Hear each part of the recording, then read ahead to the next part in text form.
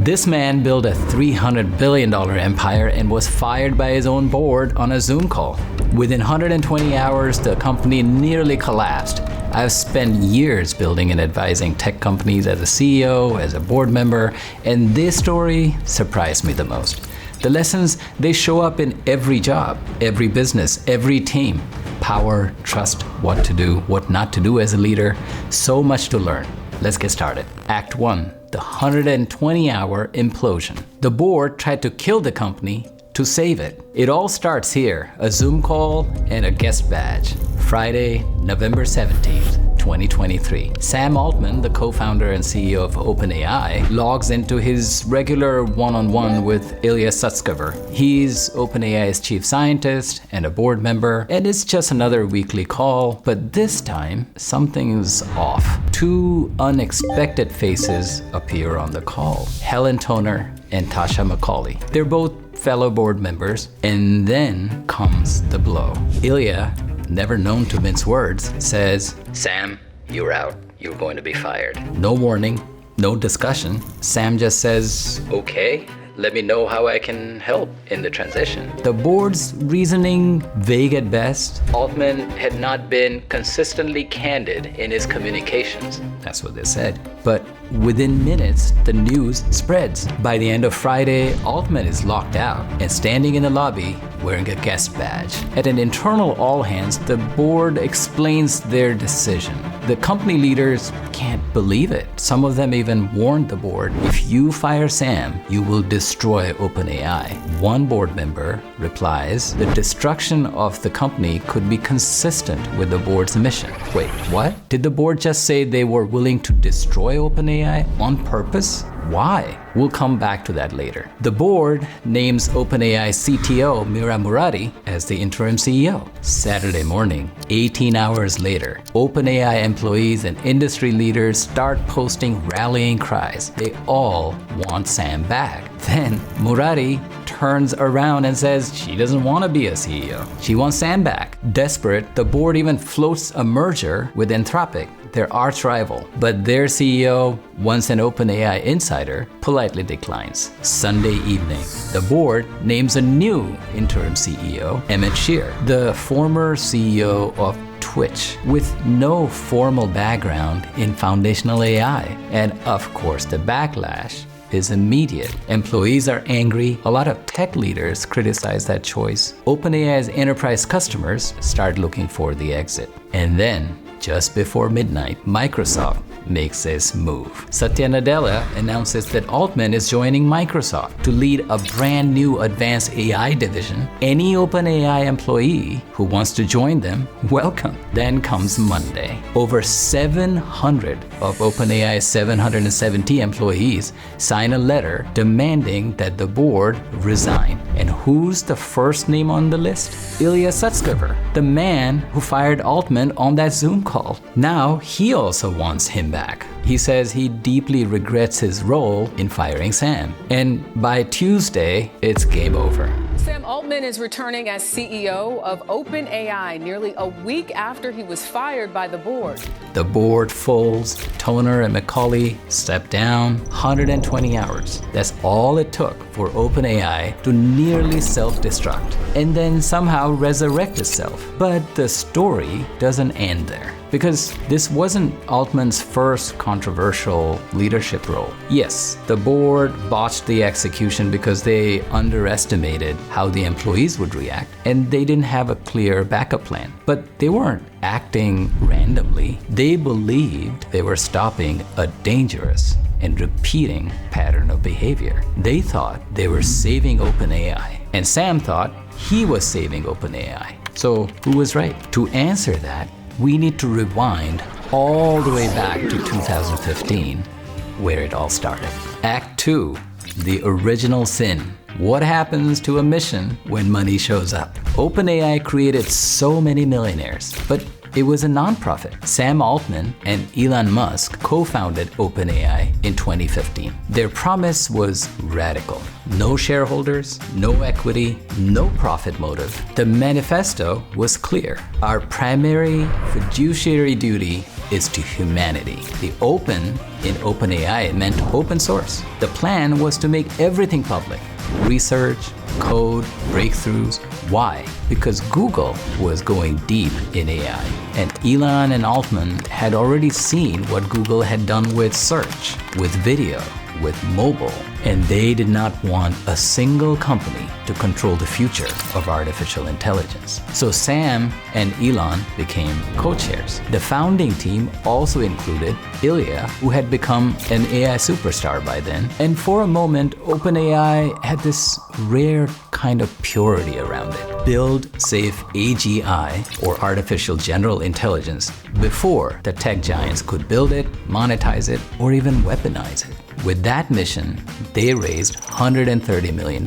By the end of 2016, however, OpenAI felt like a drift in the open seas. Brilliant minds aboard, but no direction, no rudder, no map. But in June of 2017, everything changed. Something immensely interesting happened in the world of AI. Google researchers introduced the transformer, a breakthrough architecture. It replaced the old, slow RNNs and instead used the idea of self-attention. OpenAI took that idea and ran with it.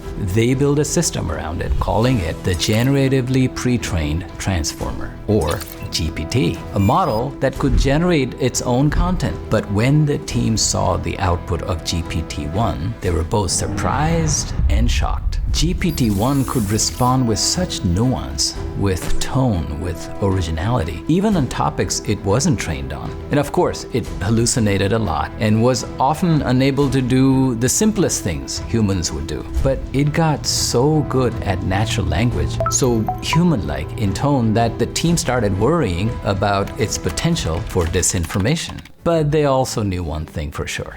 They had struck gold. The team also found a new promise in the pattern. The model's performance increased predictably when you added more compute and more training data. Ilya around that time had said that the oxygen and hydrogen of deep learning is computation and data. So by 2019, OpenAI realized that they needed hundreds of billions of dollars of infrastructure to fulfill their vision of AGI.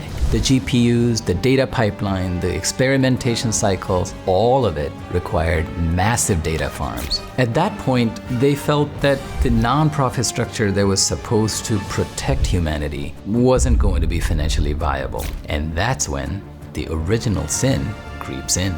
It would be hard for most, if not all, nonprofit companies to find one of the world's biggest gold mines and then give it all away for the good of humanity. It created a capped profit subsidiary called OpenAI LP, a fancy way of saying they launched a for-profit company inside a nonprofit. The nonprofit board still controlled all decisions for both the nonprofit and the for-profit arm of OpenAI. And it seemed like a clever hack. You could raise a ton of money that you need while staying close to your mission. VC started writing checks. Employees got equity and OpenAI LP. OpenAI became hiring aggressively. Surprisingly though, Altman decided not to take any equity himself. Some called it noble, others called it optics, a kind of strategic theater. But either way it worked because it gave him something way more powerful than equity: moral authority. The kind that comes from being selfless, or at least appearing selfless, with the illusion of having nothing to gain. In an industry obsessed with stock grants and exits, Sam Altman became the one with nothing to lose. And that is real power. As Cyndi Lauper once sang, money changes everything. The for-profit side quickly became the engine. The mission to build safe AI for humanity was no longer in the driver's seat. Then came the moment where the final shoe dropped. July 2019, Microsoft announced it had invested $1 billion in OpenAI. And then came the famous ChatGPT launch in November 2022, where it became the fastest growing product in tech history. Between 2019 and 2023, Microsoft invested over $13 billion, gaining exclusive rights and nearly half of all future profits. At that point, OpenAI stopped making all of its code public. Only Microsoft received the full model. Inside OpenAI, some saw this as a betrayal to its core mission. The company that was meant to be a counterweight to big tech had become dependent on it for survival. Elon Musk said there was nothing open about it anymore. It had become a closed subsidiary of Microsoft. And that's true to a certain extent, but here's the counter-argument, one that deserves our attention. The explosion that made ChatGPT a household name didn't come until after Microsoft stepped in. GPT-3 scaled to 175 billion parameters, a 100x leap over its predecessor. That's like going from a go-kart to a rocket ship. Training a model that size required massive compute, and Microsoft had the muscles to make it happen. And that's the brutal math behind all these AI models. You have to burn cash faster than you can make it, and you keep burning it for a long time.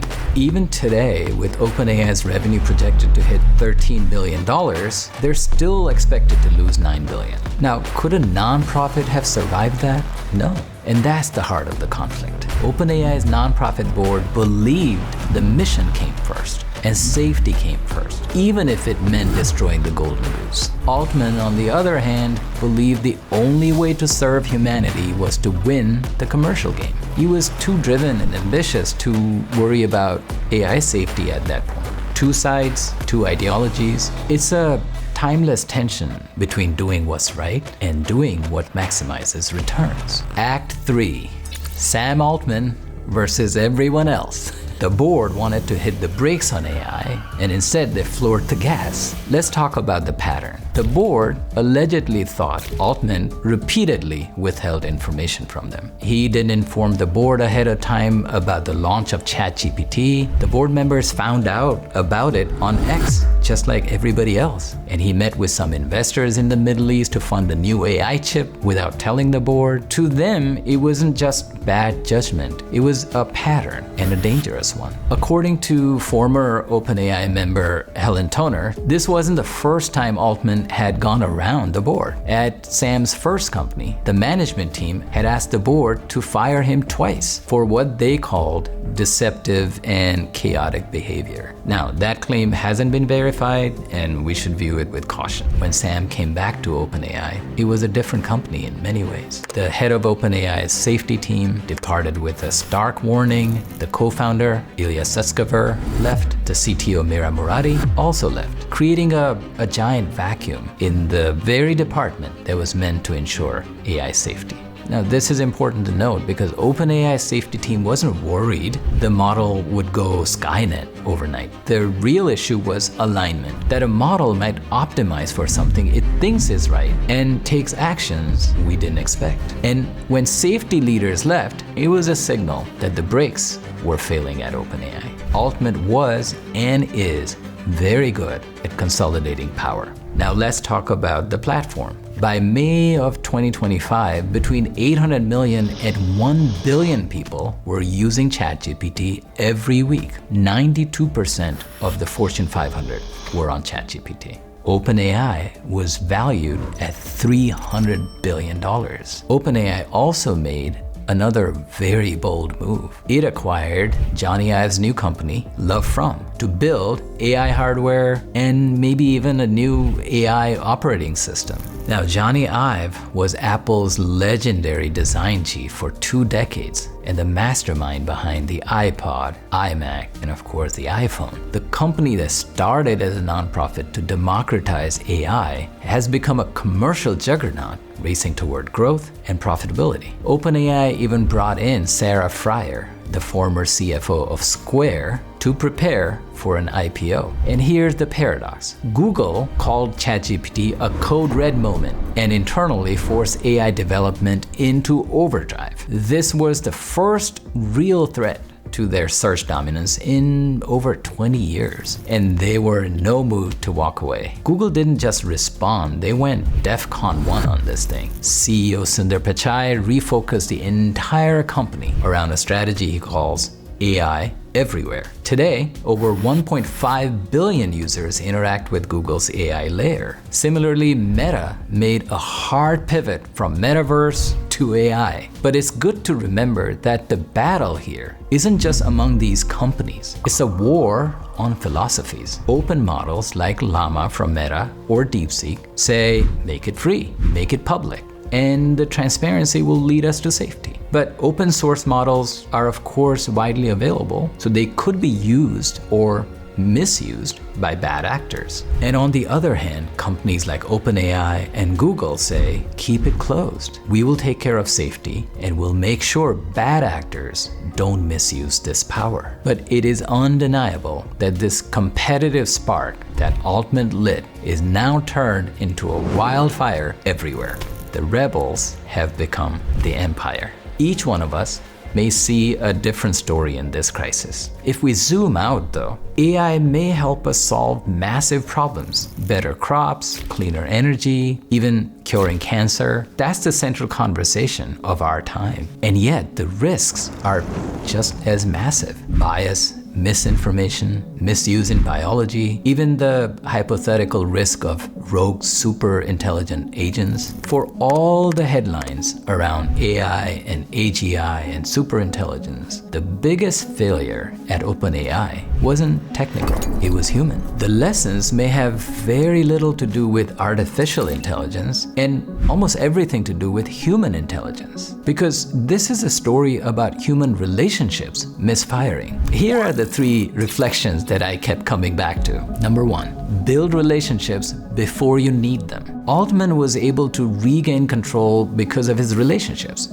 not his resume. When the board fired him, it wasn't his coding skills or legal maneuvering that saved him. It was people. Satya Nadella, Reid Hoffman, dozens of founders, hundreds of OpenAI employees all supported him because they wanted to.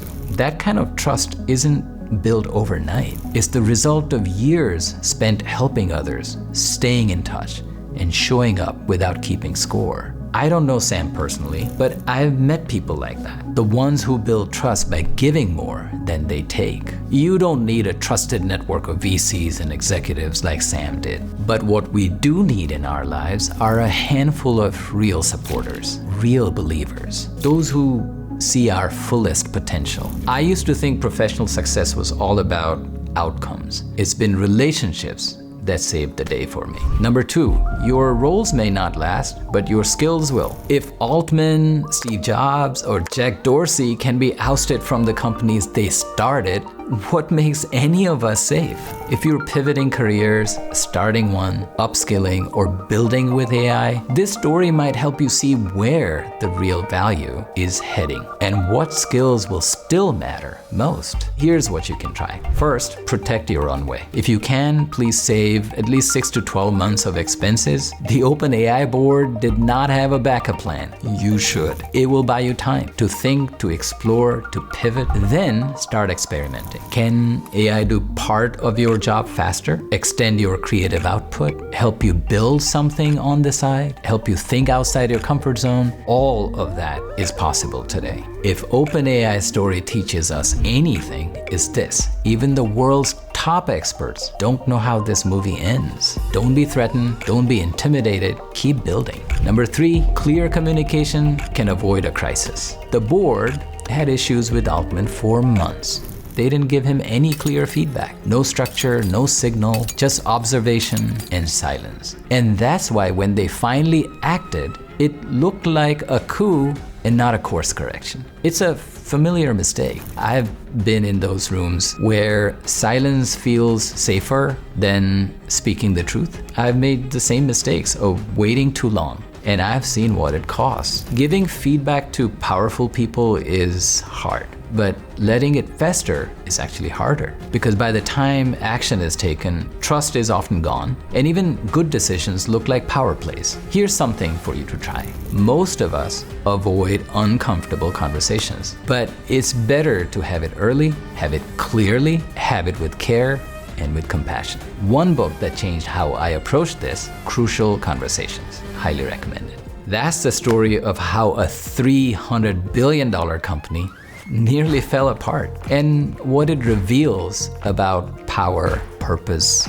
and the people behind the machines. If you found this helpful, hit subscribe and check out my video on what it's really like to work in tech in 2025. Thanks for watching.